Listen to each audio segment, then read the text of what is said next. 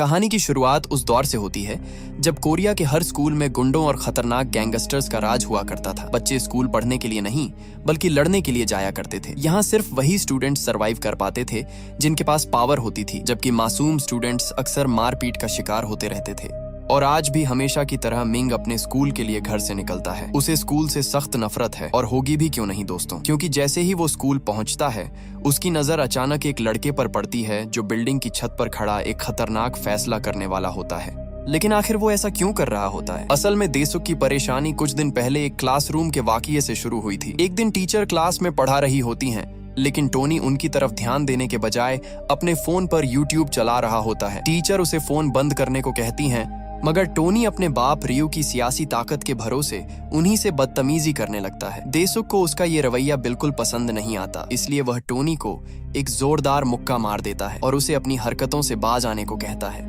देसुक को उस वक्त अंदाजा भी नहीं होता कि टोनी से टकराने की उसे कितनी बड़ी कीमत चुकानी पड़ेगी। टोनी के दोस्त फौरन देसुक को घेर लेते हैं और उसकी बुरी तरह पिटाई करते हैं। मिंग को उसके साथ हो रही ज्यादती देखकर अच्छा तो नहीं लगता, लेकिन उसके अंदर ये सुकून भी होता है कि कम अज कम अब टोनी उसे परेशान नहीं कर रहा। मगर टोनी देसुक को सिर्फ मारता नहीं बल्कि उसकी बेइज्जती को पूरे स्कूल के सामने तमाशा बना देता है। मिंग से ये सब देखा नहीं जाता, इसलिए वह टीचर के पास जाकर टोनी की शिकायत करता है। मगर वहां उसे पता चलता है कि स्कूल के तमाम टीचर्स पहले से उसकी हरकतों से वाकिफ हैं। इसके बावजूद कोई उसके खिलाफ कदम उठाने को तैयार नहीं। उधर देसुक पर जुल्म लगातार बढ़ता रहता है और धीरे धीरे उसकी हिम्मत पूरी तरह टूट जाती है। आखिरकार वह स्कूल की छत से छलांग लगाकर अपनी जान दे देता है। देसुक की मौत के बाद पुलिस स्कूल पहुंचती है और टोनी को अपने साथ ले जाती है। मिंग को लगता है कि शायद अब उसकी परेशानी खत्म हो जाएगी, लेकिन अगले ही दिन टोनी दोबारा स्कूल में दिखाई देता है और फिर से मिंग को परेशान करना शुरू कर देता है। अब मिंग को यकीन हो जाता है कि टोनी का कुछ भी बिगाड़ना आसान नहीं, इसलिए वह खुद भी स्कूल की छत पर पहुंचकर अपनी जान देने का फैसला करता है। वह नीचे देखने के बाद छलांग लगाने की कोशिश करता है, मगर आखिरी वक्त पर उसके पैर कांपने लगते हैं और वह पीछे हट जाता है।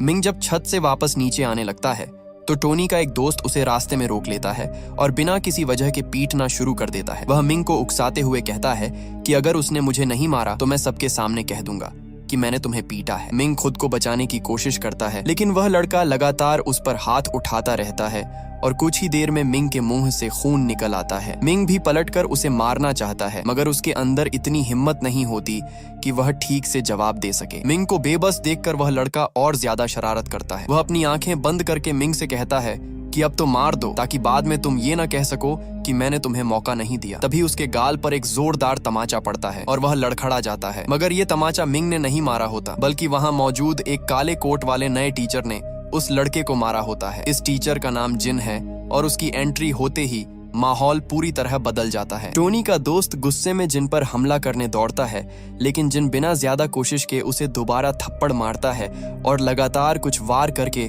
उसे बेहोश कर देता है। आसपास खड़े स्टूडेंट्स को यकीन नहीं होता कि किसी टीचर ने टोनी के दोस्त को इस तरह सबके सामने पीट दिया। तभी टोनी भी वहां पहुंच जाता है और जिन को बताता है कि टीचर को बच्चों पर हाथ उठाने का कोई हक नहीं। वह बाकी स्टूडेंट्स से जिन की वीडियो बनाने को कहता है, जिसके बाद कई बच्चे अपने फोन निकाल लेते हैं, लेकिन जिन को इससे कोई फर्क नहीं पड़ता और वह उस लड़के को फिर से उठाकर सबके सामने सबक सिखा देता है।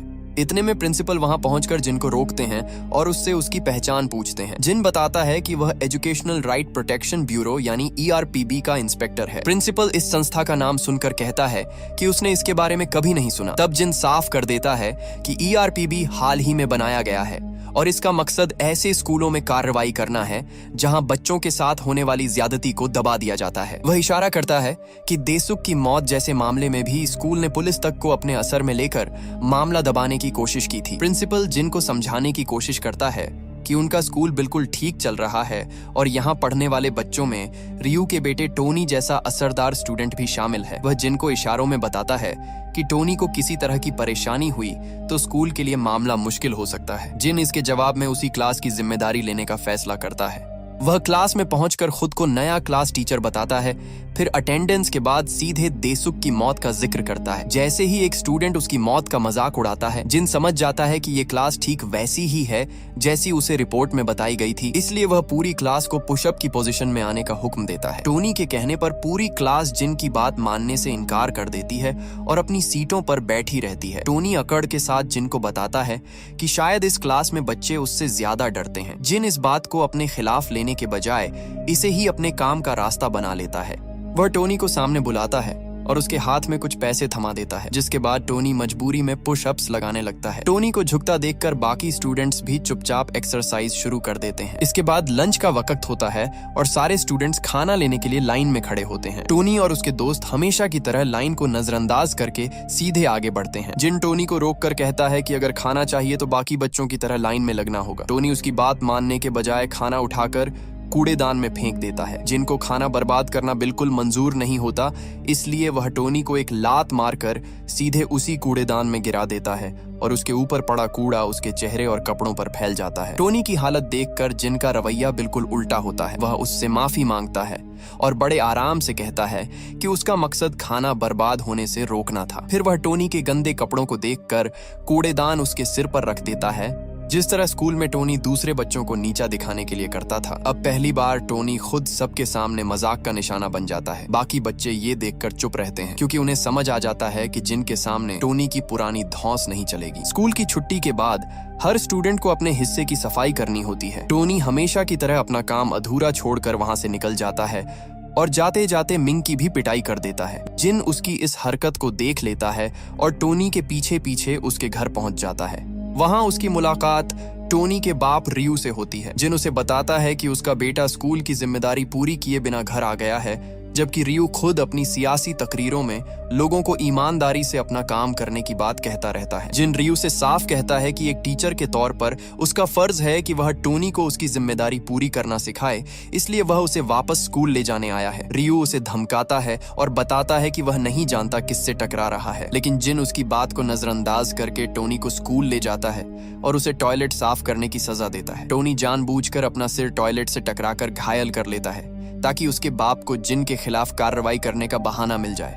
अगले दिन रियू स्कूल पहुंचकर जिन पर अपने बेटे को मारने का इल्जाम लगाता है। जिन तुरंत जवाब देता है कि उसने टोनी को सिर्फ टॉयलेट साफ करने के लिए कहा था, सिर उसमें मारने के लिए नहीं। रियू फिर उसे धमकी देता है कि उसे ईआरपीबी के पीछे कौन है इसकी पूरी जानकारी है और वह बहुत जल्द जिन की नौकरी खत्म करवा देगा। इसके बाद रियू वहां से चला जाता है। रियू सीधे एजुकेशन मिनिस्टर चॉय के पास पहुंचता है और उनसे ईआरपीबी के बारे में सवाल करता है। चॉय उसे बताते हैं कि 2 साल पहले एक टीचर को उसके ही स्टूडेंट ने मार डाला था और उसी घटना के बाद उन्होंने टीचर्स को प्रोटेक्शन देने के लिए यह ब्यूरो बनाया था।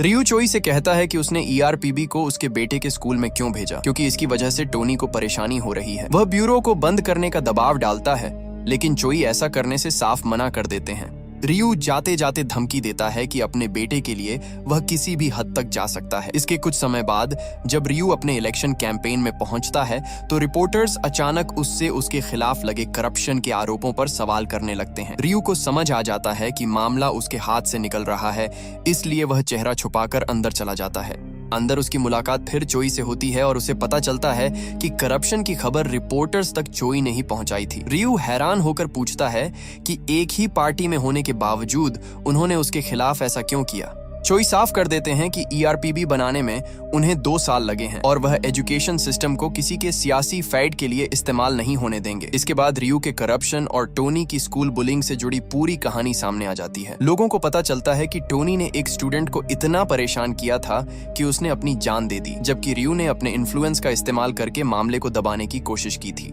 आखिरकार रियू गिरफ्तार हो जाता है और स्कूल में टोनी की पुरानी धौंस खत्म हो जाती है। यहाँ तक कि उसके अपने दोस्त भी अब उसका मजाक उड़ाने लगते हैं, लेकिन अपमान से बौखलाया टोनी ऐसा कदम उठाता है जिससे पूरा स्कूल दहशत में आ जाता है। टोनी अपने ही दोस्तों को क्लास के अंदर बंद करके आग लगाने की कोशिश करता है, जिसे देखकर बाकी स्टूडेंट्स डर के मारे स्कूल से बाहर भागने लगते हैं। तभी जिन वहां पहुंचकर टोनी को रोक लेता है। टोनी के चेहरे पर अब भी अपनी हरकतों का कोई पछतावा नजर नहीं आता, इसलिए जिन उसके हाथ से लाइटर लेता है और जमीन पर गिरा देता है। आग धीरे धीरे टोनी की तरफ बढ़ती है और कुछ ही पलों में वह लपटों के बीच घिर जाता है। अपनी जान पर बनती देखकर टोनी पहली बार बुरी तरह घबरा जाता है और जिन से उसे बचाने की गुजारिश करने लगता है। जिन आग बुझाकर टोनी को बचा लेता है, लेकिन उसे समझाता है कि मौत का डर सिर्फ उसे नहीं लगता। देसुख भी मरना नहीं चाहता था, मगर हालात उसे उस मुकाम तक ले गए थे। जिन टोनी को बताता है कि उसकी ज्यादतियां एक हद तक देसुख सहता रहा, लेकिन जब रियू ने उसके बाप का कारोबार बंद करवा दिया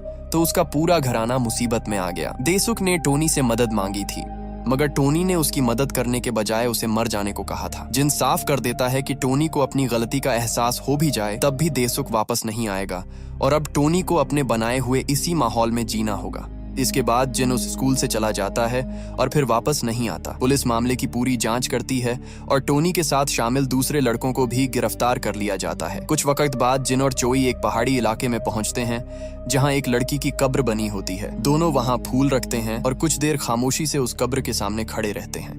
दूसरी तरफ ईआरपीबी के काम करने के तरीके को लेकर समाज में दो तरह की राय सामने आती है। कुछ लोग उनके सख्त रवैये की हिमायत करते हैं, जबकि कुछ लोग उनके खिलाफ प्रदर्शन शुरू कर देते हैं। चोई पहले से जानता होता है कि ईआरपीबी की कार्रवाई पर सवाल उठेंगे, इसलिए वह मीडिया के सामने अपना पक्ष रखता है।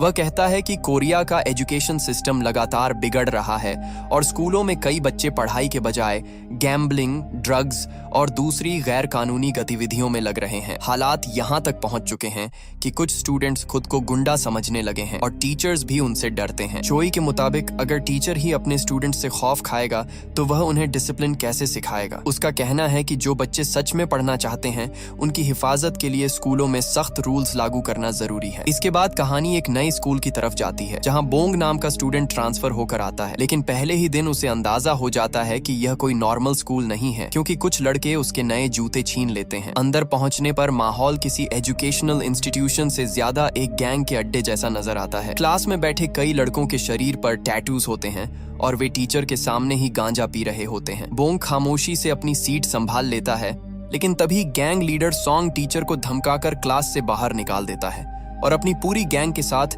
दूसरी गैंग से भिड़ने के लिए निकल जाता है। इस दूसरी गैंग की कमान चुनबे के हाथ में होती है। दोनों गैंग्स के बीच लड़ाई इतनी बुरी तरह बढ़ जाती है कि बोंग खुद भी इसकी चपेट में आ जाता है। चुनबे गलती से उसे जोर से मार देता है और बोंग की हालत खराब हो जाती है। वहीं उसे योंगजू नाम का एक और स्टूडेंट मिलता है जो बाकी लड़कों से बिल्कुल अलग और शरीफ होता है। योंगजू उसे बताता है कि यहाँ के लड़के आपस में सिर्फ लड़ने के लिए नहीं भिड़ते, बल्कि उनका मकसद इस स्कूल के सबसे बड़े गैंग लीडर जेंग की नजर में आना है, ताकि उन्हें उसकी गैंग में जगह मिल सके। जेंग इसी स्कूल में पढ़ता है, लेकिन उसकी मर्जी हो तभी क्लास में आता है। स्कूल का प्रिंसिपल भी उसकी दादागिरी से परेशान होता है और बताता है कि जेंग ने पूरे स्कूल में अपना दबदबा बना रखा है। वह 12th क्लास के लड़कों का लीडर बन चुका है और गैंग की वजह से हर महीने बहुत पैसा कमा रहा है। इसी लालच में कई स्टूडेंट्स पढ़ाई छोड़कर उसके साथ जुड़ना चाहते हैं। प्रिंसिपल चाहता है कि ईआरपीबी इस स्कूल में आकर इन बच्चों को दोबारा पढ़ाई की तरफ लाए। जिन उसे भरोसा देता है कि कुछ ही दिनों में वह इस क्लास का माहौल बदल देगा। अगले दिन स्कूल में बोंग की मुलाकात जिन से होती है। जिन उसे बताता है कि अब से ये लड़के उसकी पढ़ाई के रास्ते में रुकावट नहीं बनेंगे। इसी दौरान बोंग को कुछ लड़के पीटते हैं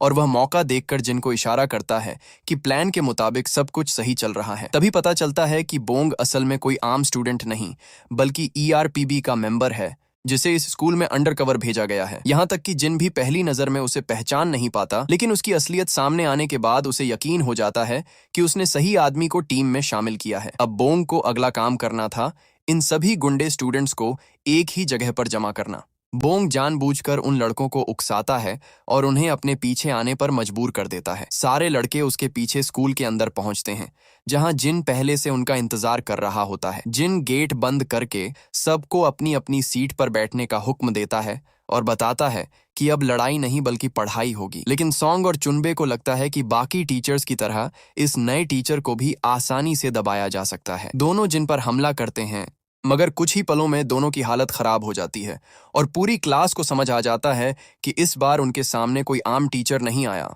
जिनकी पिटाई के बाद सॉन्ग और चुनबे समेत बाकी लड़कों की सारी अकड़ निकल जाती है और वे अपनी अपनी सीटों पर बैठ जाते हैं। अब जिन उन्हें बताता है कि आगे का पूरा स्केड्यूल किस तरह चलेगा और किस तरह थोड़े वक्त में पूरा सिलेबस खत्म करना होगा। वह क्लास से बाहर जाकर दूसरे टीचर को बुलाने लगता है, लेकिन सॉन्ग और चुनबे फिर से अपनी पुरानी हरकत पर उतर आते हैं। जिन दोनों को दोबारा सबक सिखाता है और इस बार भी कोई स्टूडेंट उसके सामने खड़ा होने की हिम्मत नहीं करता। इसके बाद टीचर क्लास में आकर इलेक्ट्रिक व्हीकल के बारे में पढ़ाना शुरू करता है, लेकिन बच्चों के पास किताबें नहीं होती, इसलिए जिन उन्हें बोर्ड पर लिखी जानकारी अपनी नोटबुक्स में उतारने को कहता है। चुनबे बहाना बनाता है कि उसके पास पेन ही नहीं है। जिन उसे ऐसा जवाब देता है कि बाकी बच्चों की हालत खराब हो जाती है और वह कहता है कि जरूरत पड़े तो खून से लिख लेना, पेन का बहाना मत बनाना। ये सुनकर सभी स्टूडेंट्स तुरंत लिखना शुरू कर देते हैं। कुछ ही देर में जिन उन बच्चों को भी पनिशमेंट देता है जिन्होंने तय वक्त तक काम पूरा नहीं किया। धीरे धीरे क्लास के ज्यादातर बच्चे जिनकी बात मानकर पढ़ाई करने लगते हैं, लेकिन सॉन्ग अब भी पढ़ाई को बेकार समझता है। उसका कहना होता है कि इन किताबों से उनकी जिंदगी में कोई फायदा नहीं होगा। जिन उसकी बात को चैलेंज की तरह लेता है और पूरी क्लास को प्रैक्टिकल सेशन के लिए बाहर ले जाता है।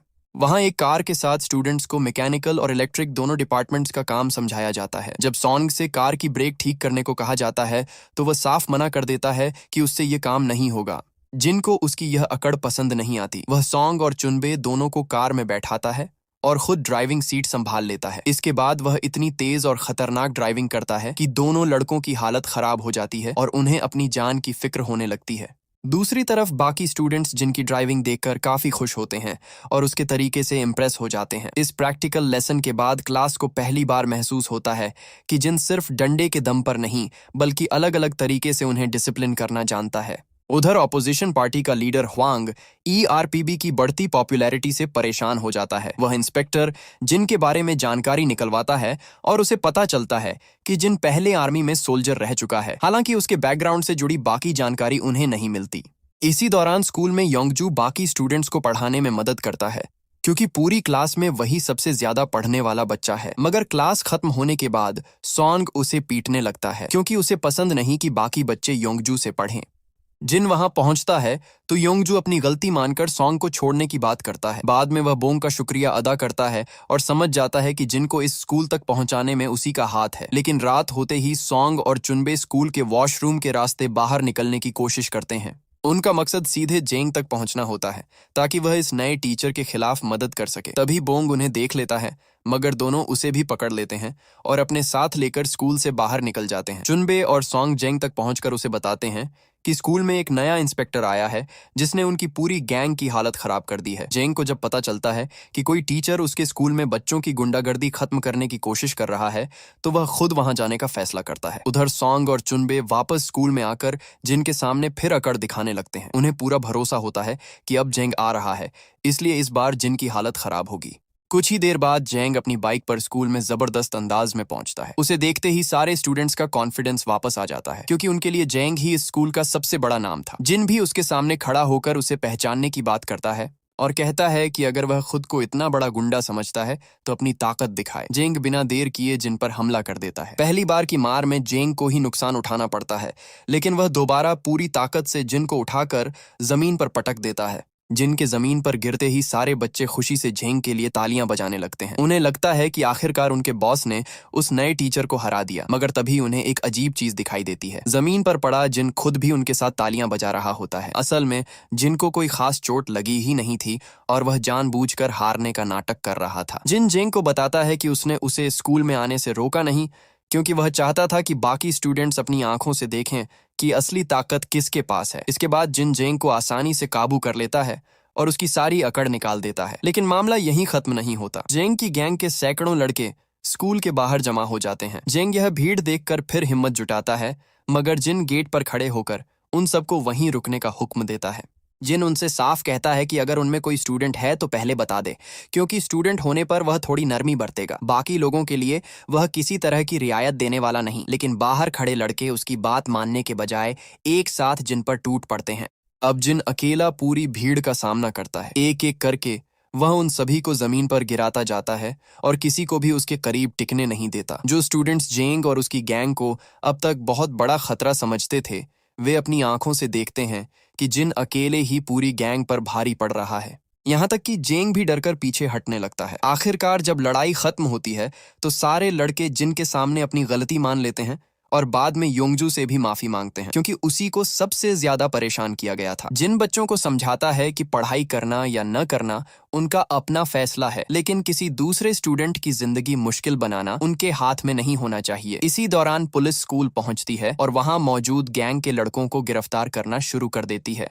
जिनके सामने इन लड़कों की सारी दादागिरी खत्म हो चुकी होती है, इसलिए अब कोई भी पुलिस का विरोध नहीं करता। दूसरी तरफ इस कार्रवाई के बाद ईआरपीबी के खिलाफ सियासी सवाल भी उठने लगते हैं। एक मीडिया डिबेट में ऑपोजिशन लीडर ह्वांग सीधे चोई पर सवाल उठाता है। उसका कहना है कि जिन पहले आर्मी में रह चुका है और अब उसी ट्रेनिंग का इस्तेमाल स्टूडेंट्स पर कर रहा है, जो किसी भी हालत में सही तरीका नहीं है। चोई इस क्रिटिसिज्म से पीछे नहीं हटते। वह कहते हैं कि जब कुछ बच्चे खुद दूसरों के लिए खतरा बन जाएं, तो उन्हें रोकने के लिए सख्त कार्रवाई जरूरी है। इसके बाद वह स्कूल्स के लिए नए रूल्स का ऐलान करते हैं, जिनमें टैटूज पर रोक और स्कूल के अंदर मोटरसाइकिल्स लाने की मनाही भी शामिल होती है। इसके बाद ईआरपीबी के ऑफिस में बोंग चोई के सामने अपने अंडर कवर मिशन का खर्चा रखता है। वह बताता है कि स्टूडेंट बनकर इतने दिन स्कूल में रहने के दौरान उसकी जेब से काफी पैसा खर्च हुआ। चोई उसकी पूरी लिस्ट देखते हैं और भरोसा देते हैं कि उसके सारे खर्चे वापस कर दिए जाएंगे। लेकिन इसी बीच ह्वांग को एक ऐसी जानकारी मिलती है जो ईआरपीबी के पूरे मकसद पर सवाल खड़ा कर सकती थी। उसे पता चलता है कि 2 साल पहले जिस टीचर की मौत हुई थी, वह कोई और नहीं बल्कि जिन की मंगेतर और चोई की बेटी गायन थी। इस खबर के बाद जिन के सामने अपने पुराने दिन वापस आने लगते हैं। वह उस वक्त को याद करता है जब वह गायन के साथ था। एक दिन दोनों साथ जा रहे होते हैं, तभी गायन की नजर कुछ स्टूडेंट्स पर पड़ती है जो स्कूल के वक्त सिगरेट पी रहे होते हैं। गायन खुद टीचर थी, इसलिए वह उन बच्चों को रोकती है और उन्हें स्कूल के नियम तोड़ने पर डांटती है। उसके रवैये से साफ होता है कि वह अपने स्टूडेंट्स की बुराई नहीं चाहती थी, बल्कि उन्हें गलत रास्ते से दूर रखना चाहती थी। मगर कुछ समय बाद उसी क्लास का चुल नाम का स्टूडेंट गायन पर चाकू से हमला कर देता है। अदालत में चुल अपने इस जुर्म की वजह बताते हुए कहता है कि उसे गायन से प्यार हो गया था और जब उसकी फीलिंग्स का जवाब नहीं मिला तो उसने यह कदम उठाया। चुल की उम्र कम होने की वजह से अदालत उसे सिर्फ 4 साल की सजा देती है। यह फैसला जिनको अंदर से हिला देता है, क्योंकि उसकी नजर में गायन की जान लेने वाले को इतनी कम सजा मिलना इंसाफ नहीं था। जिनका कानून से भरोसा उठ जाता है और वह खुद चुल को खत्म करने का फैसला कर लेता है। जैसे ही चुल कोर्ट से बाहर आता है, जिन अपनी कार से उसे टक्कर मारने की कोशिश करता है, लेकिन ठीक वक्त पर चोई वहां पहुंचकर जिन को रोक लेते हैं। जिन फिर भी चुल को छोड़ने के लिए तैयार नहीं होता, मगर चोई उसे समझाते हैं कि अगर वह इसी रास्ते पर चला तो सब कुछ खत्म हो जाएगा। वह जिनसे कहते हैं कि वह जल्द एजुकेशन मिनिस्टर बनने वाले हैं और एक ऐसा ब्यूरो बनाएंगे जहां जिन टीचर्स की प्रोटेक्शन के लिए काम कर सके। इसी के बाद जिन फैसला करता है कि अब वह किसी टीचर के साथ होने वाली ज्यादती को नजरअंदाज नहीं करेगा। कुछ वक्त बाद ईआरपीबी के सामने एक नया मामला आता है, जिसमें एक टीचर पर अपनी स्टूडेंट के सेक्सुअल अब्यूज का इल्जाम लगता है। मामला इतना फैल जाता है कि टीचर को अपनी नौकरी छोड़नी पड़ती है और आखिर वह अपनी जान ले लेता है। सबसे बड़ी बात यह होती है कि उसे अपना पक्ष रखने का पूरा मौका भी नहीं मिलता। आरोप लगाने वाली लड़की सोशल मीडिया पर काफी मशहूर होती है और उसके लाखों फॉलोअर्स होते हैं, इसलिए उसकी कही हुई बात कुछ ही देर में हर तरफ फैल जाती है। उस लड़की का नाम येरी होता है और वह क्लास के दौरान भी लगातार लाइव स्ट्रीम करती रहती है। एक दिन उसकी टीचर रूमी उसकी लाइव स्ट्रीम बंद कर देती है और उसे पढ़ाई पर ध्यान देने को कहती हैं। येरी को यह बात पसंद नहीं आती और थोड़ी देर बाद वह एक ऐसी वीडियो अपलोड कर देती है जिसमें रूमी को एक स्टूडेंट के साथ गलत बर्ताव करते हुए दिखाया जाता है। रूमी तुरंत साफ करती हैं कि उन्होंने किसी को टॉर्चर नहीं किया था, बल्कि उस स्टूडेंट के बालों में च्युइंग गम फंस गई थी और उसे निकालने के लिए कुछ बाल काटने पड़े थे। रूमी के साथ पढ़ाने वाले क्लास टीचर मिस्टर को उन्हें भरोसा दिलाते हैं कि वह इस मामले को संभाल लेंगे। वह येरी के पास जाकर बताते हैं कि उन्हें मालूम है वीडियो असली नहीं है और येरी ने उसे एडिट करके अपलोड किया है, क्योंकि उन्होंने खुद उसे ऐसा करते देखा था। येरी अपने टीचर की यह बात सुनकर और भड़क जाती है। वह बाहर जाती है, अपने कपड़े खुद फाड़ती है और फिर कैमरा के सामने ऐसा वीडियो बनाती है जिसमें वह मिस्टर को पर अपने साथ गलत हरकत करने का इल्जाम लगा देती है। येरी पहले से ऑनलाइन काफी मशहूर होती है, इसलिए उसकी वीडियो सामने आते ही लोगों का गुस्सा मिस्टर को के खिलाफ भड़क जाता है। उनके फोन पर लगातार धमकियां आने लगती हैं और कुछ लोग उनके घर के बाहर तक पहुंच जाते हैं। वह इस दबाव को संभाल नहीं पाते और अपनी कार में जाकर अपनी जान दे देते हैं। अगले दिन उनकी डेड बॉडी मिलने के बाद स्कूल में हड़कंप मच जाता है, लेकिन मामला यहीं खत्म नहीं होता, क्योंकि उनके अंतिम संस्कार के दौरान भी कुछ लोग पहुंचकर हंगामा करने लगते हैं। रूमी यह सब देखकर येरी के पास जाती हैं और उससे पूछती हैं कि उसने ऐसा क्यों किया, क्योंकि मिस्टर को ने ऐसा कुछ नहीं किया था। लेकिन येरी अभी भी लाइव स्ट्रीम पर बैठकर झूठे आंसू बहाती रहती है और लोगों के सामने खुद को विक्टिम साबित करती है। बाद में प्रिंसिपल इस मामले को दबाने की कोशिश करता है और येरी से समझौता करने की बात करता है, मगर येरी बदले में ऐसी शर्त रखती है कि रूमी को उसकी क्लास टीचर बना दिया जाए ताकि वह रोज उनके लिए परेशानी खड़ी कर सके। ये पूरा मामला सुनने के बाद जिन फैसला करता है कि अब ईआरपीबी को खुद इस स्कूल में जाना होगा, मगर स्कूल सिर्फ लड़कियों का होता है, इसलिए जिन खुद वहां अंडरकवर नहीं जा सकता और बोंग को भी लड़की बनाकर भेजना मुमकिन नहीं होता। आखिरकार इस मिशन के लिए हनरिम को चुना जाता है। हनरिम पहली नजर में बेहद सीधी सादी टीचर दिखाई देती है, इसलिए जब वह क्लास में अपना इंट्रोडक्शन देती है तो स्टूडेंट्स उस पर ज्यादा ध्यान नहीं देते। दूसरी तरफ येरी अपनी लाइव स्ट्रीम में लगी रहती है और बाकी लड़कियां उसके आसपास जमा होकर उसकी खुशामद कर रही होती हैं। क्लास में एक लड़की हनरिम का मजाक उड़ाने के लिए उससे पूछती है कि क्या उसने खूबसूरत दिखने के लिए सर्जरी करवाई है। हनरिम बिना झिझक ऐसा जवाब देती है कि पूरी क्लास खामोश हो जाती है और फिर सभी से अपने फोन्स जमा करने को कहती है। येरी इस दौरान भी लाइव स्ट्रीम बंद नहीं करती, इसलिए हनरिम उसे आखिरी बार फोन रखने को कहती है। जब येरी फिर भी नहीं मानती तो हनरिम एक किक मारकर उसका फोन तोड़ देती है और सबको बता देती है कि वह ईआरपीबी की इंस्पेक्टर है। इसके बाद ईआरपीबी पूरे स्कूल की निगरानी अपने हाथ में ले लेता है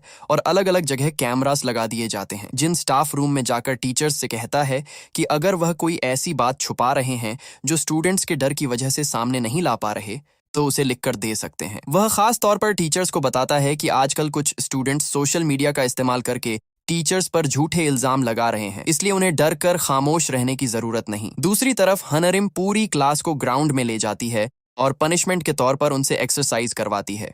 इसके बाद जिन, हनरिम और बोंग एक साथ मिलते हैं। जिन बोंग का हनरिम से परिचय करवाता है, लेकिन हनरिम उसका हाथ इतनी जोर से दबाती है कि बोंग को तुरंत अंदाजा हो जाता है कि वह देखने में जितनी सीधी लगती है उतनी है नहीं। जिन भी उसे साफ चेतावनी देता है कि यहाँ बच्चों को सुधारना है, किसी की जान नहीं लेनी। बोंग दोनों की बातें सुनकर अंदर ही अंदर परेशान हो जाता है कि आखिर वह किन दो सख्त इंस्पेक्टर्स के बीच फंस गया है। कुछ देर बाद स्टूडेंट्स को क्लास साफ करने की जिम्मेदारी दी जाती है, मगर येरी काम करने से साफ मना कर देती है। हनरिम येरी की अकड़ तुरंत खत्म करती है और उसे बाकी बच्चों के साथ सफाई करने पर मजबूर कर देती है। इसी बीच बोंग स्टूडेंट्स के सोशल मीडिया अकाउंट्स चेक करता है ताकि पता लगाया जा सके कि किसी टीचर के खिलाफ ऑनलाइन झूठी चीजें किसने फैलाई हैं। जांच में सामने आता है कि स्टूडेंट्स ने रूमी की कई तस्वीरें चुपके से खींचकर उनके साथ गलत कैप्शंस लगाकर इंटरनेट पर फैला रखी हैं। रूमी को इन पोस्ट के बारे में कुछ पता नहीं होता, लेकिन जब उसे यह सब मालूम पड़ता है तो वह बुरी तरह परेशान हो जाती है। दूसरी तरफ हनरिम फिर पूरी क्लास को पनिशमेंट के लिए ग्राउंड में ले जाती है। वहीं कुछ लड़कियों में से एक इस बात पर सवाल उठाती है कि येरी के साथ जो कुछ हुआ उसे किसी ने अपनी आंखों से नहीं देखा तो मुमकिन है उसकी कहानी झूठी हो, मगर येरी के वहां पहुंचते ही वह लड़की खामोश हो जाती है। उधर रूमी ऑनलाइन बदनामी से इतनी डर जाती हैं कि टीचर की नौकरी छोड़ने का फैसला कर लेती हैं। लेकिन अगले दिन स्कूल पहुंचने पर उन्हें येरी का बिल्कुल बदला हुआ रवैया दिखाई देता है। येरी उनसे बड़े अदब से बात करती है और क्लास में भी बाकी स्टूडेंट्स रूमी की बात मानकर पढ़ने लगते हैं, जिससे रूमी को लगता है कि शायद हालात अब बेहतर हो रहे हैं। हनरिम को येरी का अचानक बदला हुआ रवैया देखकर शक रहता है। वह रूमी को साफ आगाह करती है कि हो सकता है येरी सिर्फ अपना असली इरादा छुपा रही हो, लेकिन रूमी उसकी बात पर पूरी तरह यकीन नहीं कर पाती। छुट्टी के वक्त येरी रूमी के पास आती है और पुराने झगड़े को खत्म करने का दिखावा करती है। वह रूमी से कहती है कि दोनों एक साथ लाइव स्ट्रीम करके लोगों को बता सकती हैं कि उनके बीच अब कोई दुश्मनी नहीं है और इसी दौरान ईआरपीबी की सख्ती के बारे में भी बात की जा सकती है। रूमी कुछ फैसला कर पाती उससे पहले जिन उनसे मिलता है और पूछता है कि वह कब तक स्टूडेंट्स के दबाव में रहेंगी। रूमी उसे अपने खिलाफ फैलाई गई सारी ऑनलाइन पोस्ट्स दिखाती हैं और बताती हैं कि उन्हें डर है कहीं उनका अंजाम भी मिस्टर को जैसा ना हो जाए। तब जिन अपनी मंगेतर गायन का जिक्र करता है और बताता है कि वह भी टीचर थी जिसे उसके ही स्टूडेंट ने मार दिया था। वह रूमी को यह भी बताता है कि ईआरपीबी यहाँ सिर्फ इन्वेस्टिगेशन के लिए नहीं आया, बल्कि कुछ स्टूडेंट्स ने खुद उनसे रूमी को बचाने की गुजारिश की थी। जिन रूमी को समझाता है कि पूरी क्लास एक जैसी नहीं है। बहुत से स्टूडेंट्स खुद येरी से डरते हैं और उन्हें लगता है कि अगर रूमी उसके खिलाफ कुछ नहीं कर सकती तो वे भी कुछ नहीं कर पाएंगे। इसीलिए जिन चाहता है कि रूमी अपना पुराना कॉन्फिडेंस वापस लाएं और येरी से डरना बंद करें। अगले दिन क्लास में येरी फिर रूमी से लाइव स्ट्रीम करने को कहती है, मगर रूमी इस बार साफ इनकार कर देती हैं। वह येरी को बोर्ड पर सवाल हल करने के लिए बुलाती हैं, लेकिन येरी जानबूझकर वहां जाने से मना कर देती है। रूमी उसे पकड़कर बोर्ड के सामने ले जाती है और सवाल हल करने को कहती है। येरी फिर भी अपनी अकड़ दिखाती है तो रूमी उसे डंडे से मारती है। पहली बार येरी को रूमी से डर लगता है और वह तुरंत सवाल हल करना शुरू कर देती है। हनरिम यह बदलाव देखकर खुश होती है और रूमी का हौसला बढ़ाती है। लेकिन स्कूल के बाद येरी अपने घर जाकर रूमी के खिलाफ एक और पोस्ट डालने वाली होती है। तभी उसके अकाउंट की पुरानी पोस्ट्स गायब हो जाती हैं और उसकी जगह एक अनकट वीडियो अपने आप अपलोड हो जाती है। उस वीडियो में साफ दिखाई देता है कि येरी ने मिस्टर को के खिलाफ झूठा सेक्सुअल अब्यूज केस तैयार करने की प्लानिंग की थी। अब उसके फॉलोअर्स के सामने भी उसकी असलियत खुल जाती है। असल में यह सब बोंग ने किया होता है, जिसने उसका अकाउंट हैक करके ओरिजिनल फुटेज सामने ला दी थी। अपनी पोल खुलने के बाद येरी बुरी तरह भड़क जाती है और सीधा रूमी के घर पहुंचती है। वह नाइफ लेकर रूमी पर हमला करती है और रूमी बालकनी से नीचे गिर जाती है, लेकिन उसी वक्त जिन वहां पहुंच जाता है और उन्हें नीचे गिरने से पहले खुद पकड़ लेता है। जिन रूमी को बचा लेता है, मगर हनरिम येरी को देखकर इतना भड़क जाती है कि उसे बालकनी से नीचे फेंकने वाली होती है। आखिरी पल में वह खुद को रोकती है और येरी को ऊपर खींच लेती है। दूसरी तरफ जिन जमीन पर गिरने के बाद कुछ देर तक बेहोश पड़ा रहता है। हनरिम को लगता है कि वह सिर्फ एक्टिंग कर रहा है और आर्मी ट्रेनिंग का हवाला देती है, लेकिन जिन सच में घायल हुआ होता है और उसके सिर से खून निकल रहा होता है। इसके बाद मामला एक नए मोड़ पर पहुंचता है, क्योंकि ऑपोजिशन लीडर ह्वांग ईआरपीबी के खिलाफ एक बड़ा खुलासा करने की तैयारी कर रहा होता है। ह्वांग एक प्रेस कॉन्फ्रेंस करके पूरे देश के सामने ईआरपीबी पर गंभीर इल्जाम लगाता है। वह बताता है कि 2 साल पहले जिस टीचर गायन की मौत हुई थी,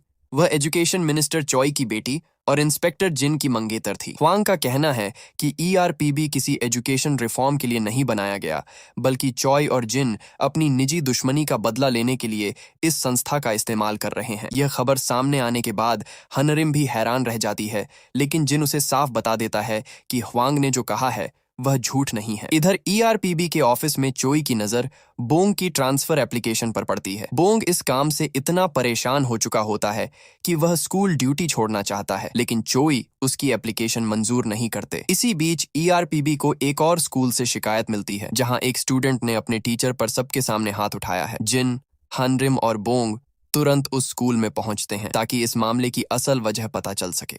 जिस टीचर पर हमला हुआ होता है उसका नाम छुन है और वह काफी मशहूर टीचर होता है। उसके स्कूल में आने के बाद स्टूडेंट्स की तादाद बढ़ी थी और दूसरे टीचर्स भी उसकी बहुत तारीफ करते हैं। जिन भी छुन को पहले से जानता होता है, क्योंकि उसने खुद उसके ऑनलाइन लेक्चर्स देखकर अपना एग्जाम पास किया था। इसलिए जिनको यकीन नहीं होता कि कोई स्टूडेंट बिना वजह ऐसे टीचर पर हाथ उठा सकता है। वह छुन से पूरी बात पूछता है तो छुन बताता है कि एक पीटीएम के दौरान बाकी स्टूडेंट्स के पेरेंट्स आए थे, लेकिन एक स्टूडेंट के पेरेंट्स नहीं आए। इसी वजह से वह खुद उनके रेस्टोरेंट पर चला गया था। वहीं हनरिम उस स्टूडेंट से मिलने जाती है जिसने छुन को मारा था। उसका नाम योनहू होता है और वह अभी भी छुन से बेहद नाराज होता है। हनरिम को पहली नजर में लगता है कि योनहू भी बाकी गुंडे स्टूडेंट्स जैसा है, लेकिन बोंग बताता है कि वह असल में स्कूल का टॉप स्टूडेंट है। यह सुनकर हनरिम को और हैरानी होती है कि पढ़ाई में इतना आगे रहने वाला लड़का अपने टीचर पर हाथ उठाने तक कैसे पहुंच गया। काफी पूछताछ के बाद योनहू आखिर अपनी परेशानी बताता है। उसके मुताबिक जब से छुन उसके पेरेंट्स के रेस्टोरेंट में गया था, तभी से उनका कारोबार बंद हो गया। इसके बाद भी उसके पेरेंट्स ने किसी तरह उसके लिए प्राइवेट ट्यूटर का इंतजाम किया, लेकिन छुन को इसकी खबर मिलने के बाद उस ट्यूटर ने भी योनहू को पढ़ाना छोड़ दिया। योनहू को यकीन था कि ये सारी चीजें आपस में जुड़ी हुई हैं और छुन जानबूझकर उसकी पढ़ाई खराब कर रहा है। हनरिम ये जानकारी लेकर जिन के पास जाती है, लेकिन जिन उस वक्त भी छुन की तारीफ करता रहता है और उसके टीचिंग स्टाइल को सबसे अच्छा बताता है। हनरिम को गुस्सा आ जाता है और वह जिन पर इल्जाम लगाती है कि शायद वह छुन को सिर्फ इसीलिए बचा रहा है क्योंकि उसे टीचर्स से जुड़ी अपनी पुरानी दुश्मनी का बदला लेना है। जिन उसकी बात का जवाब देने के बजाय कहता है कि अगर उसे ऐसा ही लगता है तो वह ईआरपीबी छोड़कर जा सकती है। यह सुनकर हनरिम और ज्यादा नाराज हो जाती है और रात में अपना गुस्सा निकालने के लिए अकेले ग्राउंड में दौड़ती रहती है।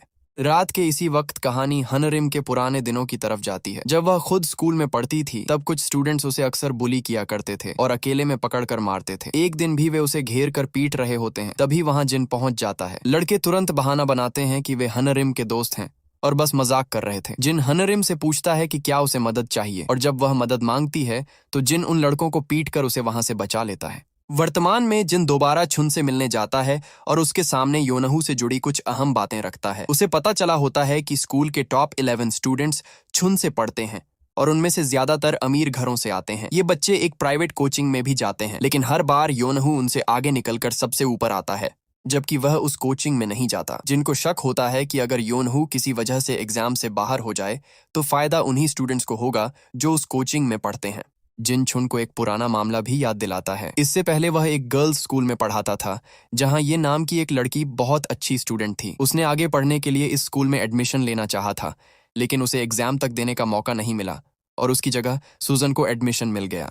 सुजन के पेरेंट्स अमीर थे और वह छुन की क्लास में पढ़ती थी। जिनको अब शक होने लगता है कि योनहू के साथ भी वैसा ही किया जा रहा है ताकि सुजन को क्लास में टॉप पोजीशन मिल सके। जिनको एक और अहम जानकारी येरी से मिली होती है, जिससे उसके शक को और ताकत मिलती है। जब जिन जेल में येरी से मिलने गया था, तब येरी ने भी छुन के बारे में शिकायत की थी। उसके मुताबिक छुन उसे नीचा दिखाता था और कहता था कि उसके जैसे स्टूडेंट्स कभी आगे नहीं बढ़ सकते। अब जिनको समझ आ जाता है कि छुन का असली चेहरा उसकी दिखाई देने वाली इमेज से बिल्कुल अलग हो सकता है, इसीलिए वह योनाहू को भरोसा दिलाता है कि वह अपना एग्जाम जरूर देगा और उसे किसी कीमत पर रोका नहीं जाएगा। जब सुजन की मां को पता चलता है कि योनाहू दोबारा स्कूल आ गया है, तो वह सीधे छुन के पास पहुंचती है। वह उसे याद दिलाती है कि इस एग्जाम में उसकी बेटी का टॉप करना जरूरी है और वह छुन को इसके लिए पैसे भी देती है। छुन उसे यकीन दिलाता है कि सुजन ही सबसे ऊपर रहेगी। उधर हनरिम अभी तक जिन से नाराज होती है, लेकिन बोंग उसे बताता है कि वह जिन को गलत समझ रही थी। असल में जिन येरी से मिलने के बाद से ही छुन पर नजर रखे हुए था और उसकी असलियत सामने लाने की कोशिश कर रहा था। यह सुनकर हनरिम को अपनी गलती का एहसास होता है और वह जिन के पास जाकर माफी मांगती है, मगर दोनों को अपनी बात पूरी करने का मौका भी नहीं मिलता, क्योंकि पुलिस वहां पहुंचकर जिन और हनरिम को स्टूडेंट्स पर वायलेंस करने के इल्जाम में गिरफ्तार कर लेती है। दूसरी तरफ चोई के ऑफिस पर भी छापा पड़ता है और उन्हें भी कस्टडी में ले लिया जाता है। जेल में रहते हुए जिनको यकीन होता है कि छुन के पीछे काफी बड़ा नेटवर्क है और अब जो कुछ हो रहा है वह उसी की वजह से है। उधर छुन सीधे उस प्राइवेट कोचिंग के पास पहुंचता है जहां उसकी क्लास के कई बच्चे पढ़ते हैं। वहां सुजन की मां भी मौजूद होती है और छुन उसे आने वाले एग्जाम की आंसर शीट दे देता है। वह कहता है कि यह आंसर्स अपनी बेटी को याद करवा दो, क्योंकि अगर वह इतना भी नहीं कर सकी तो टॉप पर पहुंचना मुश्किल होगा। इसी दौरान पुलिस स्टेशन में बोंग से भी पूछताछ होती है, लेकिन चोई साफ कह देते हैं कि उससे पूछताछ करने का कोई फायदा नहीं और उसे छोड़ दिया जाए। चोई बोंग की ट्रांसफर एप्लीकेशन भी मंगवाते हैं, क्योंकि बोंग पहले ही इस मिशन से निकलने की इच्छा जता चुका था। बोंग अब अपना फैसला बदल चुका होता है, लेकिन चोई फिर भी एप्लीकेशन पर साइन कर देते हैं। अगले दिन स्कूल में एग्जाम शुरू होता है और छुन स्टूडेंट्स को क्वेश्चन पेपर देता है। सुजन ने आंसर्स तक ठीक से प्रिपेयर नहीं किए होते, इसलिए वह उन्हें अपनी उंगलियों पर लिखकर एग्जाम देने आती है। दूसरी तरफ ईआरपीबी के लोग भी कस्टडी से बाहर आ जाते हैं और चोई को एजुकेशन बोर्ड की मीटिंग में जवाब देना पड़ता है, जहां उनसे ईआरपीबी के मकसद और जिनकी कार्रवाई को लेकर लगातार सवाल किए जाते हैं। जब आंसर शीट्स चेक होती हैं तो सुजन के मार्क्स देखकर छुन के होश उड़ जाते हैं। उसे सिर्फ 0 मिलता है, इसलिए वह तुरंत चल रहे दूसरे एग्जाम को रुकवाने पहुंचता है। तभी जिन भी वहां आ जाता है और स्टूडेंट्स को एग्जाम जारी रखने को कहता है। छुन दावा करता है कि क्वेश्चन पेपर बदल दिया गया है, लेकिन जिन बताता है कि ईआरपीबी ने पेपर को बदला नहीं बल्कि क्वेश्चंस का सीक्वेंस बदल दिया था। इसके बाद स्कूल में एक ऑडियो रिकॉर्डिंग चलाई जाती है जिसमें छुन सुजन की मां से आंसर शीट देने की बात कर रहा होता है। असल में उनकी उस मुलाकात के दौरान टेबल के नीचे माइक्रोफोन लगा हुआ था, इसलिए अब छुन के सारे स्टूडेंट्स और दूसरे टीचर्स के सामने उसकी सच्चाई खुल जाती है। इसके बाद चोई एजुकेशन बोर्ड की मीटिंग में ईआरपीबी पर लगे आरोपों का जवाब देते हैं। वह खुलासा करते हैं कि छुन काफी समय से स्टूडेंट्स के पेरेंट्स से पैसे लेकर एग्जाम क्वेश्चंस पहले ही पहुंचाता रहा है। वह उन पेरेंट्स के नाम भी सामने रखते हैं जिन्होंने पेपर्स खरीदे थे। इस तरह चोई साबित कर देते हैं कि ईआरपीबी ने अपनी इमेज बचाने के लिए किसी बेगुनाह टीचर को निशाना नहीं बनाया, बल्कि एक ऐसे टीचर की असलियत सामने लाई है जो मेहनत करने वाले स्टूडेंट्स के फ्यूचर के साथ खेल रहा था। छुन की सच्चाई सामने आने के बाद उसे गिरफ्तार कर लिया जाता है और उसके पोस्टर्स और बुक्स भी स्कूल से हटा दिए जाते हैं।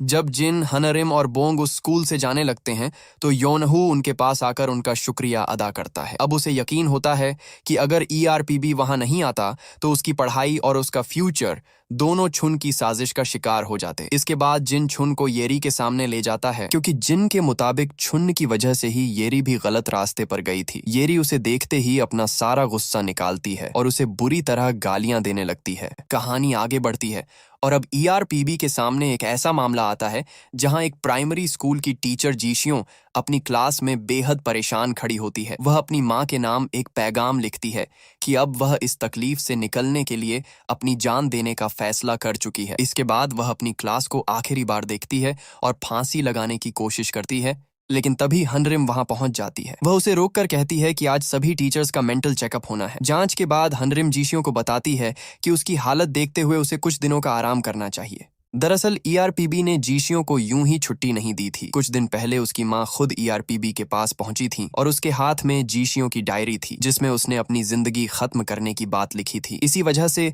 हनरिम समझ चुकी थी कि जीशियों को फिलहाल स्कूल से दूर रखना जरूरी है। जीशियों को अपनी क्लास की फिक्र होती है और वह पूछती है कि उसकी गैर मौजूदगी में इन छोटे बच्चों को कौन पढ़ाएगा। हनरिम उसे भरोसा देती है कि उसकी क्लास संभालने के लिए कोई मौजूद है। इसके बाद जिन खुद उस क्लास में पहुंच जाता है, लेकिन उसे देखते ही अंदाजा हो जाता है कि इस बार मामला बाकी स्कूल से बिल्कुल अलग है। जिन अब तक बड़े और बदतमीज स्टूडेंट्स को संभालता आया था, मगर यहाँ उसके सामने छोटे छोटे शरारती बच्चे होते हैं। उसकी कोई बात ठीक से नहीं मानी जाती। एक बच्चा अचानक बाथरूम जाने की जिद करता है और कहता है कि अगर उसे फौरन नहीं जाने दिया तो वह वहीं गंदा कर देगा। जिन उसे लेकर वॉशरूम जाता है, लेकिन वापस आते ही दूसरे बच्चों को भी बाथरूम जाने की याद आ जाती है। किसी तरह सबको संभालने के बाद जिन बैठने की कोशिश करता है, तभी बच्चे उससे पेपर फ्रॉक बनाने की फरमाइश शुरू कर देते हैं। जिन मना करता है तो वे रोने लगते हैं और आखिरकार उसे उनकी बात माननी पड़ती है। पूरा दिन बच्चों के पीछे भागने के बाद जिन जब घर पहुंचता है तो उसे पहली बार महसूस होता है कि टीचर बनना उसकी सोच से कहीं ज्यादा मुश्किल है। उसे गायन याद आती है और वह उसके बारे में सोचते हुए जीशियों की डायरी पढ़ने लगता है। डायरी से उसे पता चलता है कि जीशियों ने टीचर बनने के लिए बहुत मेहनत की थी। अपनी पहली क्लास में उसने हर बच्चे से उसका नाम पूछा था, मगर उजिन नाम का एक बच्चा अपना नाम तक नहीं बता पाया। जीशियों ने उसे डांटने के बजाय प्यार से अपनी जगह बैठा दिया था। छुट्टी के वक्त उजिन की माँ सोमी उससे मिलती है और कहती है कि अगर उसे अपने बेटे के बारे में बात करनी हो तो वह मैसेज कर सकती है। जीशियों उसे बताती है कि सुबह 8 बजे से शाम 6 बजे तक वह मैसेज कर सकती है। लेकिन सोमी के मैसेजेस जल्द ही सिर्फ उजिन की पढ़ाई तक सीमित नहीं रहते। वह जीशियों को लगातार सलाह देने लगती है कि अगर उजिन किसी बच्चे से लड़ जाए तो उसका साथ दिया जाए, उसे मुश्किल सवाल न दिए जाएं और क्लास में सबके सामने उसे डांटा न जाए। शुरुआत में जीशियों उसकी बातों को एक माँ की फिक्र समझकर सहती रहती है, लेकिन सोमी धीरे धीरे उसकी पर्सनल लाइफ में भी दखल देने लगती है। यहाँ तक कि एक दिन जब जीशियों दोस्तों के साथ बाहर होती है तो सोमी उसकी तस्वीर देखकर उसे अपने कपड़ों और लाइफस्टाइल तक पर लेक्चर देने लगती है। अब जीशियों को एहसास होने लगता है कि ये सिर्फ एक कंसर्न्ड मदर का मामला नहीं है, बल्कि उसकी अपनी जिंदगी भी इस दबाव की चपेट में आ चुकी है और यहीं से उसके लिए आने वाली मुश्किलें शुरू होती हैं। अगर आप कहानी का अगला हिस्सा जानना चाहते हैं तो पार्ट 2 में हम यहीं से आगे बढ़ेंगे, जहां सोमी की दखल अंदाजी जीशियों के लिए एक बहुत बड़ी मुसीबत बनने वाली है।